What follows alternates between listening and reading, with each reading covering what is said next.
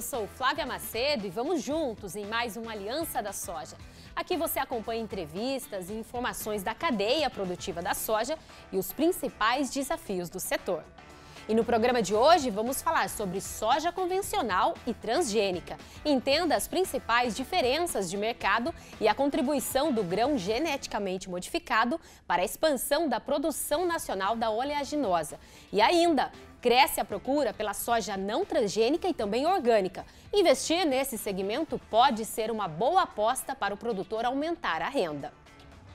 A estimativa é que cerca de 95% da soja produzida no Brasil seja derivada de cultivares geneticamente alteradas em laboratório. Essa biotecnologia contribuiu para colocar o Brasil como o maior produtor do grão. Na soja convencional, o grão não passa por modificação genética em laboratório e realiza melhorias somente através do cruzamento de cultivares que combinem produtividade e resistência. Já a soja transgênica passa por alterações que buscam proteger a cultura de pragas e doenças, refletindo em mais sacas por hectare e redução no custo de produção.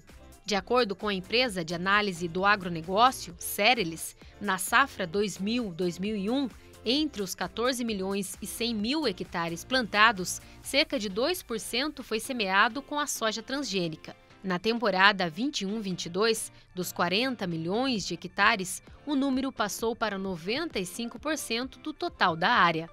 Estudos mostram que em lavouras com o uso de soja transgênica foram registrados benefícios como redução no uso de defensivos, economia de combustível, diminuição na despesa com mão de obra, aumento na produtividade e ganho na rentabilidade final.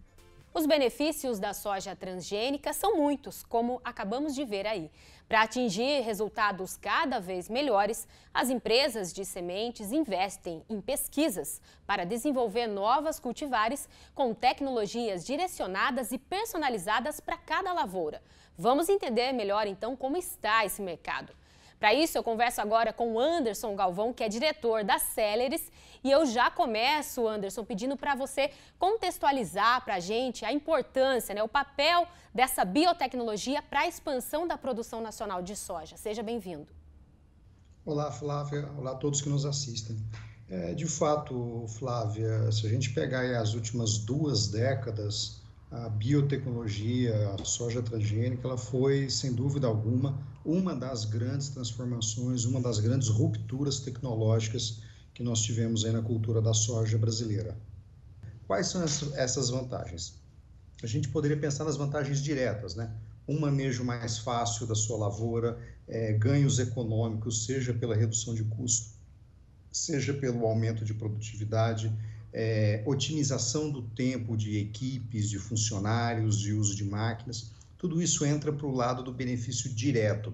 O benefício indireto de uma tecnologia igual a essa, a gente acompanhou isso por muitos anos aqui no Brasil, vai desde maior tranquilidade e segurança, ou seja, tem uma soja que é resistente a um determinado tipo de lagartas, eu tenho então a segurança ou a tranquilidade de que, mesmo eu não estando lá pulverizando um inseticida, tentando controlar essa lagarta, essa praga, a minha lavoura está protegida. Então, esses são os tipos de benefícios que explicam por que, numa condição de livre mercado, de livre escolha, mais de 400 milhões de hectares foram cultivados com soja transgênica no Brasil desde a safra 2000-2001. Ô Anderson, agora pensando nas novas variedades já pré-aprovadas, mas que ainda não estão implantadas no mercado, lá no passado a gente sabe que houve uma dificuldade em relação à aceitação da soja transgênica pelos principais países compradores, como por exemplo a própria China e países da União Europeia. Pensando no que vem por aí, no futuro dessas cultivares, você acha que isso ainda pode ser uma barreira, ainda pode demorar para algumas cultivares serem lançadas ou hoje isso já mudou bastante? Flávia, o jogo do comércio internacional é um jogo muito duro, Como diria Otto von Bismarck, nações não têm amigos, nações têm interesses. E nos processos de aprovação dos eventos de biotecnologia que são extremamente regulados mundo afora, inclusive no Brasil, tem todo um dilema, toda uma preocupação com a aprovação sincronizada. Não basta aprovar no Brasil, tem que aprovar no país consumidor também. ter soja aprovada no Brasil e ela não está aprovada no Japão, na Coreia, em Taiwan, na China, na União Europeia, resolve muito pouco. Por quê? A gente fica num risco de comércio muito grande. Mas, para resumir, passado 20 anos, todas essas preocupações, não vai ter mercado, o consumidor não quer, vai ter barreiras e restrições ao comércio internacional de produtos transgênicos, isso não se materializou, isso não se realizou. Como eu disse, saímos de 15 para quase 90 milhões de toneladas de soja exportada pelo Brasil, no momento que a gente praticamente vira um país de produção de soja transgênica. Ô Anderson, para a gente encerrar, eu quero aproveitar aí a sua expertise no ramo, como consultor de mercado. Em relação a novos mercados, né, que é um tema que vai de encontro ao que a gente está conversando, quais os países já a médio prazo que você enxerga que pode ser futuros compradores ou passar a comprar maior volume de soja brasileira? Acho que um ponto importante, Flávia, é pensar o seguinte: a China seguramente já é um mercado super consolidado para a soja brasileira. Praticamente 80% de tudo que a gente exporta de soja vai para a China. O segundo maior comprador compra 2%. Acho que mercados que o Brasil tem oportunidade de explorar, seguramente países na África. A África, apesar de ser o continente, na média, mais pobre do mundo, está tendo um crescimento econômico muito grande. Porém, a gente tem que também ficar de olhos abertos, prestar atenção ao surgimento de novos concorrentes.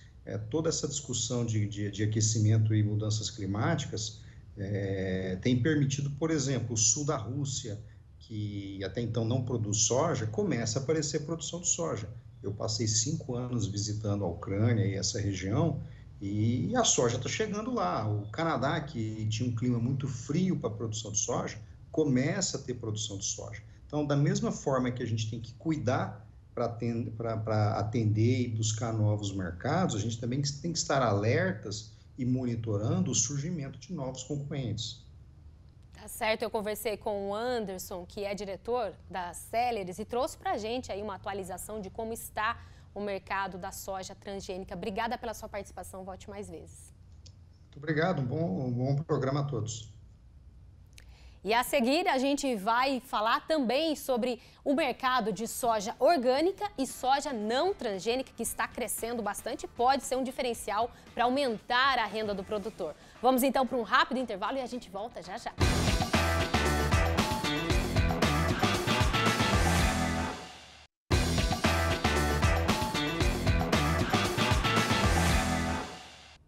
E o Aliança da Soja já está de volta e a gente continua falando sobre o mercado de soja. No bloco anterior, falamos sobre os principais benefícios do grão geneticamente modificado e o movimento das empresas que buscam novas variedades para atender às necessidades da lavoura. Um outro nicho com forte potencial de mercado é a soja orgânica. O manejo da soja orgânica é diferenciado e precisa de alguns cuidados específicos. O cultivo é feito sem o uso de defensivos agrícolas, contando somente com o controle biológico. O custo de produção nesse segmento pode ser menor e traz valor agregado ao produto destinado para consumo humano, o que torna a rentabilidade mais atrativa. De acordo com dados da empresa Gebana, a produção estimada de soja orgânica no Brasil é de cerca de 30 mil toneladas. O mercado deste produto está em expansão com projeção de aumento no consumo. Quando comparado ao sistema de soja transgênica, dependendo da cultivar e região, o valor pago pela saca tem aumento de 30% a 50%. E agora, para ampliar o tema, vamos saber mais sobre um mercado que também vem crescendo e tem seu público, que é a soja não transgênica. Para isso, eu converso agora com o Fábio Meirelles Filho, que é presidente da ProSoja Minas Gerais. E hoje está aqui presencialmente no nosso estúdio em São Paulo. Obrigada por ter essa disponibilidade do seu tempo. Então, a gente veio falando durante o programa sobre a soja transgênica, que fez o Brasil se transformar como o maior produtor do grão. Também falamos sobre a soja orgânica e essa não transgênica, que são nichos separados de mercado. Tem mercado para todo gosto, é isso, Fábio? Seja bem-vindo. Olá, Flávia, é um prazer poder estar aqui com vocês e conhecer o estúdio. Realmente, nós temos aí uma diversidade no Brasil. O Brasil é um país de um grande potencial de exportação de inúmeros produtos. E o da soja não seria diferente. Nós temos a soja orgânica, temos a soja não transgênica e temos a soja transgênica. Então, Então nós estamos aí abrindo um espaço bastante grande para oferecer ao mercado internacional produtos diferenciados, com valores agregados muito bons na sua qualidade e principalmente atendendo aí as necessidades mundiais. Ô Fábio, falando aí de valor agregado, né? Essa pode ser uma aposta para o produtor diversificar ou até mesmo aumentar a renda? Olha, isso aí depende um pouco da necessidade do mercado. Quem vai ditar as regras é o mercado. A soja não transgênica tem realmente um mercado específico. Os seus valores são mais altos, as suas negociações são às vezes até mais fáceis. Só que o produtor precisa estar muito atento ao custo de produção, porque a não transgênica requer uma série de cuidados, uma parte técnica bastante elaborada para que você tenha um produto de qualidade que atenda a esse mercado. Então, existem alguns diferenciais nessas questões, entendeu? Tem o nicho, mas precisa colocar tudo na ponta do lápis, fazer conta antes. Exatamente, tem que fazer conta, tem que aproveitar os momentos para se firmar esses contratos e o produtor tem que estar atento toda vez a esse mercado do não transgênico e o do transgênico, porque existem as suas diferenciações. E as necessidades básicas do mundo é de proteína, em grande quantidade e com muita qualidade. E nesse sentido, né, a gente sabe do potencial do Brasil para a produção de soja, muito se deve pela tecnologia, mas para esse nicho de mercado, o Brasil também tem chance de crescer e ser uma referência? Olha, além de ter a chance de crescer, o Brasil talvez seja um dos únicos países do mundo que tem essa diversidade por estar num clima tropical. Nós temos condições de plantar em épocas diferentes, cumprindo aí os vazios sanitários, toda a parte sanitária. Você vê, nós já temos empresas instaladas em Minas Gerais, trades que já estão procurando aí os produtores para que realize esses plantios. Então nós temos aí uma abertura nova de mercado de uma soja que já anteriormente já existia, que era a nossa soja tradicional, a nossa soja convencional. Fábio, até para a gente entender, você falou dessa abertura então e do potencial do Brasil para produzir esse segmento, mas quais seriam esses países compradores? Os países que compram a commodity a gente já conhece. Seriam os mesmos países? E aí, vindo encontrar essa pergunta, como você enxerga esse movimento? Não é exatamente por ser uma soja mais saudável, é mais por uma questão de ideologia, vamos colocar assim? Olha, você falou um ponto certo. Toda a nossa soja é de altíssima qualidade e é saudável. Qualquer uma delas. A orgânica, a não transgênica e a transgênica. Os países que têm maior volume de compra, normalmente é a comunidade europeia. Agora está entrando a China. Quando você fala China, são os países asiáticos que estão querendo essa soja também.